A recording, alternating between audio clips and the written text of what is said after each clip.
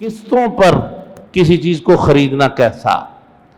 تو بہت توجہ سے سماعت کیجئے گا کہ بہت سارے لوگ قسطوں کے کام کو سود سمجھتے ہیں۔ ایسا نہیں ہے۔ قسطوں کا کاروبار کرنا یا قسطوں پہ کوئی چیز خریدنا بالکل جائز اور درست ہے۔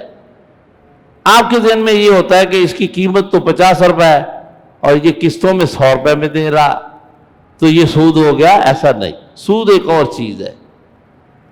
کوئی بھی شخص اپنی کسی چیز کی قیمت بڑھا کر بیچ سکتا ہے، لیکن پہلے بتائے، دھوکہ نہ دے، بتا دے نقد میں 50، قسطوں میں 100، تم جس میں لینا چاہتے ہو لے لو، تو بالکل جائز ہے۔ اس میں کوئی ایسی ممانعت نہیں، آپ خرید بھی سکتے ہیں، آپ اس طرح بیچ بھی سکتے ہیں، لیکن اسے آپ پہلے شرائط کو، طریقہ کار کو سمجھا دیں تاکہ دھوکہ نہ ہو۔